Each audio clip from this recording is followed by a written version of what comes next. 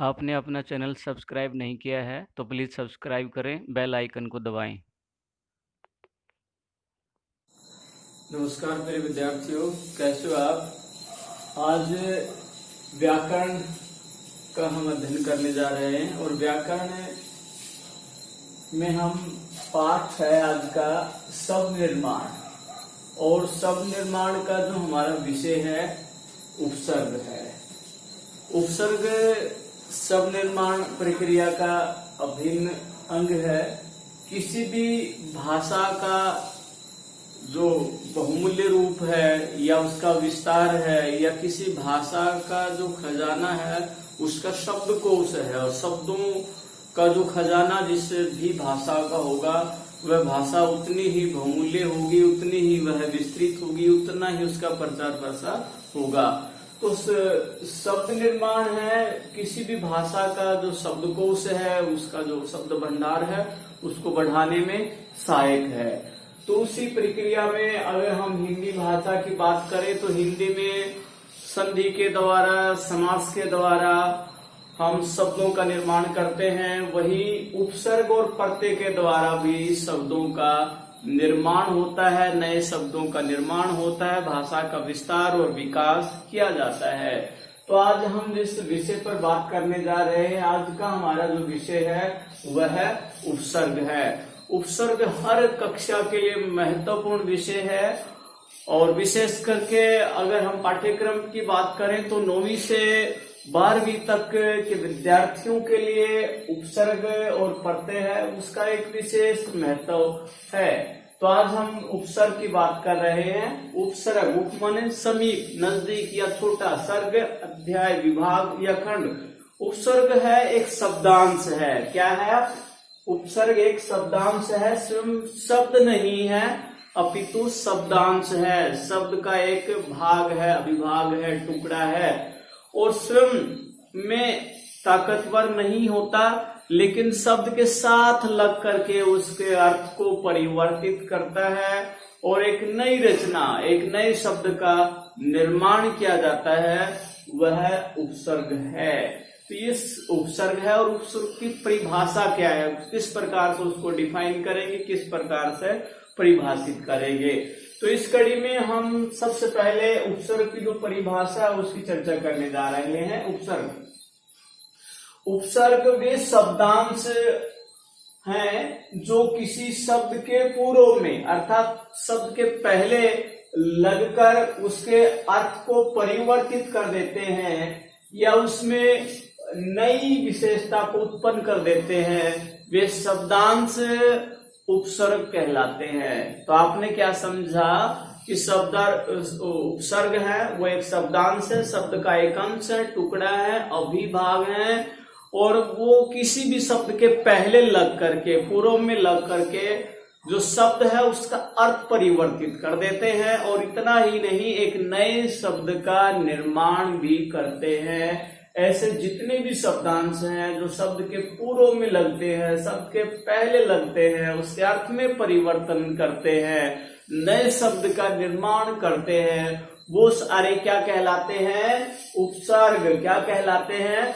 उपसर्ग कहलाते हैं। तो उपसर्ग का उदाहरण आप देखेंगे, जैसे सु है, अपने आप में सु है, एक शब्द नहीं है, शब्दांश है, शब्द का टुकड़ा है, भाग है। सु का मतलब सुंदर, और पुत्र, पुत्र एक शब्द है, इसमें सबसे पहले लग जाता है, तो सुपुत्र अर्थात सुंदर, संस्कारी पुत्र। इसका एक तो नया शब्द बना सुपुत्र, और इसका अर्थ बन गया संस्कारी पुत्र, श्रेष्ठ पुत्र। सुलेख, लेख माने लिखना, सुंदर, सुलेख सुंदर लेख।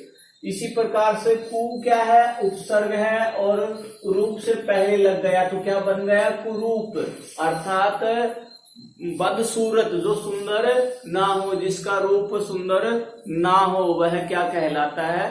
कुरूप। तो ये क्या है?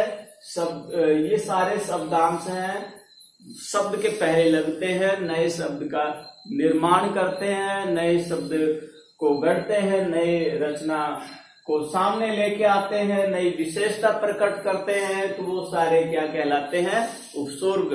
तो उपसर्ग आपको समझ में आया। अब हम उपसर्ग के जो भाग हैं, प्रकार हैं, उनकी चर्चा करें। जहां तक हिंदी भाषा की बात है तो हिंदी में तत्सम, तद्भव और विदेशज, ये 3 प्रकार के मुख्य रूप से उपसर्ग हैं, इनका प्रयोग किया जाता है। या यूं कहें कि हिंदी में 3 स्रोत है जिनसे नए शब्दों का निर्माण किया जाता है, नए शब्दांश बनाए जाते हैं। तो उसमें हम चर्चा करें उपसर्ग के प्रकार में, हिंदी में 3 प्रकार के उपसर्ग प्रयोग किए जाते हैं। उसमें सबसे पहले संस्कृत के उपसर्ग, जिसको हम तत्सम भी कहते हैं। तत्सम का मतलब तत्सम, ज्यों का त्यों। जो शब्द संस्कृत से हिंदी में ज्यों के त्यों प्रयुक्त होते हैं, वे सारे शब्दांश हैं तत्सम उपसर्ग कहलाते हैं और उनको संस्कृत के उपसर्ग भी कहा जाता है।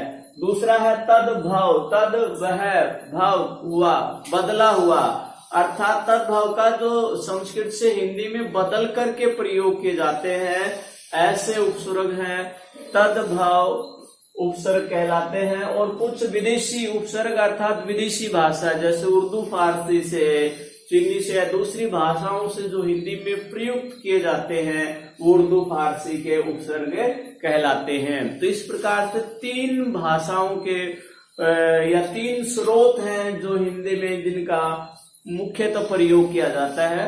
तो इस प्रकार से उपसर्ग के 3 प्रकार हुए। पहला संस्कृत के उपसर्ग, जिसको हम तत्सम भी कहलाते हैं, बोलते हैं। दूसरे तद्भव, जिसको हिंदी के उपसर्ग भी कहा जाता है। और विदेशी उपसर्ग अर्थात उर्दू, फारसी के जो उपसर्ग हैं वो कहलाते हैं उर्दू, फारसी के उपसर्ग। उपसर्ग का अपना एक अलग से कोई विशेष अर्थ नहीं है, ध्यान दीजिए प्रिय विद्यार्थियों। उपसर्ग का स्वयं में अपना कोई अर्थ नहीं है, लेकिन किसी भी शब्द के पहले लग करके उसके अर्थ को परिवर्तित करते हैं और उसमें एक नई विशेषता को उत्पन्न करने वाले हैं, वो उपसर्ग हैं। इस उपसर्ग की विशेषता है। और इनका महत्व कहाँ है? नए शब्दों का निर्माण करने के लिए, नई विशेषता को प्रकट करने के लिए उपसर्ग का प्रयोग किया जाता है। तो अब तक आपने सुना, जाना कि उपसर्ग एक शब्दांश है, अपने आप में शब्द नहीं है। और किसी भी शब्द के कब लगते हैं? पहले लगते हैं और लग करके शब्द का निर्माण करते हैं, नए शब्द की रचना करते हैं और उसकी विशेषता को परिवर्तित कर देते हैं। ये सारी विशेषता रखने वाले उपसर्ग कहलाते हैं। हिंदी में 3 प्रकार के उपसर्ग होते हैं, तत्सम, तद्भव और विदेशज। या यूं कहें कि संस्कृत के उपसर्ग, हिंदी के उपसर्ग और उर्दू, फारसी के उपसर्ग। तो अब तक आपने ये जाना है। आइए कुछ उदाहरणों के द्वारा हम तीनों प्रकार के जो उपसर्ग हैं उनको देखते हैं कि कैसे नए शब्द का निर्माण होता है और ऐसे कौन कौन से शब्द हैं। इस कड़ी में हम सबसे पहले संस्कृत के उपसर्ग, जिसको तत्सम भी कहते हैं, के ऊपर हम चर्चा करने जा रहे हैं। तो कुछ उदाहरणों के माध्यम से आप सभी इसको समझेंगे। सबसे पहले अति। अति का अर्थ क्या है? बहुत अधिक, बहुत अधिक मात्रा में, अधिक मात्रा में। अति माने बहुत अधिक। तो अति से बनने वाले शब्द कौन से हैं? जैसे अति प्लस अंत अत्यंत, अति प्लस रिक्त अतिरिक्त, अति प्लस आचार अत्याचार, अति प्लस धिक अत्यधिक। तो इस प्रकार से अति उपसर्ग से नए शब्दों का निर्माण हुआ, अत्यंत, अतिरिक्त, अत्याचार, अत्यधिक। ठीक इसी प्रकार से अधि। अधि का अर्थ क्या होता है? श्रेष्ठ या ऊंचा। तो इससे क्या बना? अधिवक्ता, अधिपति, अधिष्ठाता, अधिकरण, अध्यादेश। तो इन सब में कौन सा उपसर्ग है? अधि उपसर्ग है। अगला देखेंगे अनु। अनु का अर्थ होता है गुण या पीछे चलना, अनुसरण करना। तो इसे अनु से बनने वाले कौन कौन से शब्द हैं?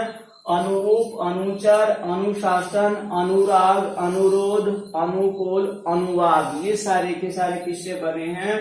अनु से बने हैं। ठीक उसी प्रकार से अप का अर्थ क्या होता है? अनुचित, बुरा या अपमान। और इससे बनने वाले क्या है? जैसे अप प्लस यश, अपयश, अपमान, अपवाद, अपशब्द, अपकार। तो ये सारे के सारे अप से बने हैं। तो इस प्रकार के उदाहरण हैं वो हमने आगे और देखेंगे। तो ये क्या है, पहला जो भाग है हमने संस्कृत के उपसर्ग हैं उसकी हम चर्चा कर रहे हैं। संस्कृत के उपसर्ग या तत्सम उपसर्गों की हम चर्चा कर रहे थे। उस कड़ी में आगे अभी का अर्थ होता है सामने या चारों ओर, अभ्यागत, अभिमान, अभिभाषण, अभिनय, ये सारे अभी से बने हैं। अभी क्या है, उपसर्ग है। और अब ये उपसर्ग से बनने वाले शब्द कितने हैं, ये आपने कुछ उदाहरण दिए हैं। इसी प्रकार से आओ, आओ क्या है, शब्दांश है, उपसर्ग है और इसका अर्थ होता है बुरा या हीन। तो अवगुण, अव प्लस गुण, तो नया शब्द क्या बना, अवगुण। तो अव से बने हुए कितने कौन कौन से शब्द हैं उदाहरण के रूप में, अवगुण है, अवरोध, अवंती, अवतरण, अवचेतन। तो ये सारे के सारे अव उपसर्ग से बने हैं। इसी प्रकार से आ का अर्थ होता है तक या समेत, आ प्लस कंठ, आकंठ।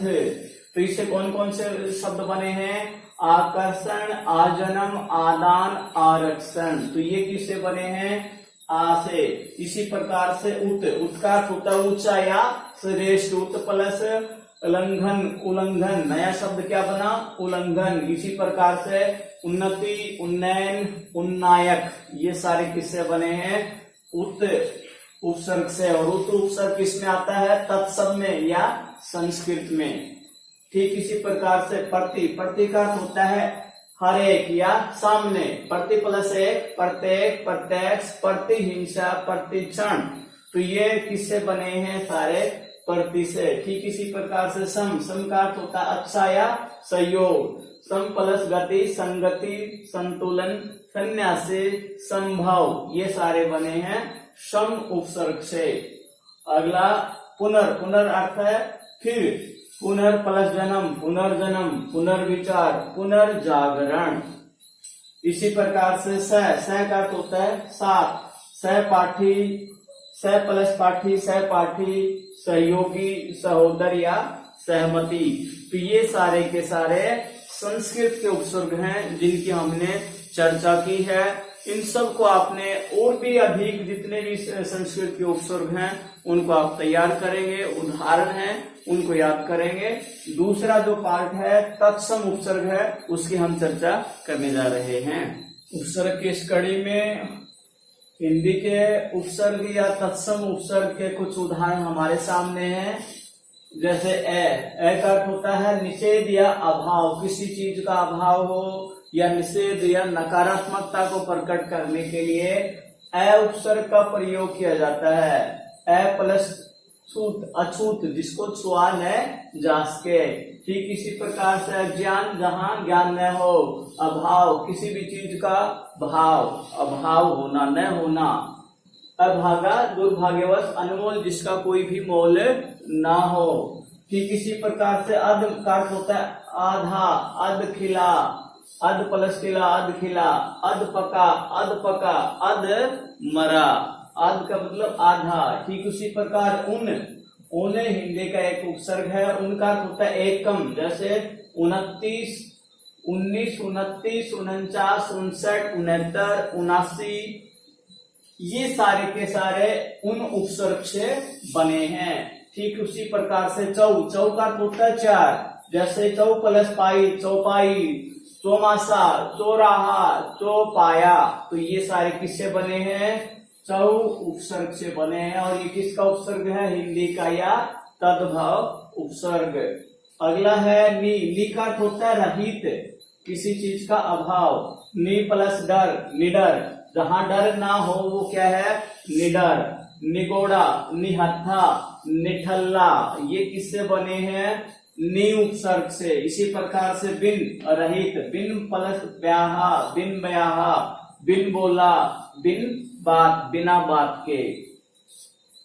ठीक उसी प्रकार से भर, भरा हुआ, भर प्लस पेट, भर पेट, पेट से भरा हुआ। ठीक उसी प्रकार से भरमार, भरपूर, भरसक, ये सारे के सारे भर उपसर्ग से बने हैं। इसी प्रकार से आप देखेंगे सु या सहित या अच्छा, सुघड़, सुंदर, सुजान, सुकन्या, सुफल, ये सारे के सारे तद्भव उपसर्ग हैं या हिंदी के उपसर्ग हैं। इनके कुछ उदाहरण आपके सामने रखे हैं। इस प्रकार के और भी उदाहरण आपके सामने आएंगे जिनका आप प्रयोग करेंगे, अर्थ को जानेंगे और शब्द के पहले लग करके अनेक शब्दों का आप इस प्रकार से निर्माण कर सकते हैं। इस कड़ी में अगला और अंतिम है उर्दू फारसी के जो उपसर्ग हैं उसकी हम चर्चा अभी करने जा रहे हैं। उपसर्ग के प्रकारों में अंतिम प्रकार है उर्दू फारसी के उपसर्ग या विदेशज उपसर्ग। उर्दू फारसी से जो हिंदी में प्रयुक्त होते हैं वो सारे के सारे उर्दू फारसी के या विदेशज उपसर्ग होते हैं। और हमने पहले भी चर्चा की है कि जो शब्द जिस भाषा का है वैसा ही उसका उपसर्ग रहेगा, उसी के अनुरूप उसका अर्थ रहेगा। इस बात का ध्यान में रखना है। तत्सम उपसर्ग है तो शब्द भी तत्सम होगा, संस्कृत का होगा। तद्भव है, हिंदी का उपसर्ग है तो हिंदी ही शब्द होगा। उर्दू फारसी का उपसर्ग है तो शब्द भी उर्दू फारसी का होगा। इस बात को हमें ध्यान में रखेंगे और वैसे ही उसके अर्थ होंगे, वैसे ही शब्द बनेंगे। तो इस कड़ी में उर्दू फारसी के उपसर्ग हैं, विदेशज उपसर्ग हैं। इनके कुछ उदाहरण आपके सामने हैं। सबसे पहले आप देखेंगे एन। एन का अर्थ होता है एकदम, ठीक या पूरा। एन वक्त, एन समय, एन मौका, एन का ठीक समय पर। ठीक उसी प्रकार से कम, कम का अर्थ होता है थोड़ा या हीन या कमजोर। कमजोर, कम कीमत, कम अकल, कम वक्त, कम सीन। तो ये सारे किससे बने हैं? कम। और ये क्या है? उर्दू फारसी का उपसर्ग है और इससे ये सारे शब्दों का निर्माण हुआ है। अगला खुश। खुश का ये क्या है? उर्दू फारसी का उपसर्ग है और इसका क्या होता है? अच्छा। तो इससे खुश से कौन कौन से नए शब्द बने हैं आप देखेंगे। खुश दिल, खुश नसीब, खुश मिजाज, खुशबू। तो ये सारे के सारे उर्दू फारसी के शब्द हैं, न कि हिंदी या तत्सम या संस्कृत के। सारे के सारे कैसे शब्द हैं?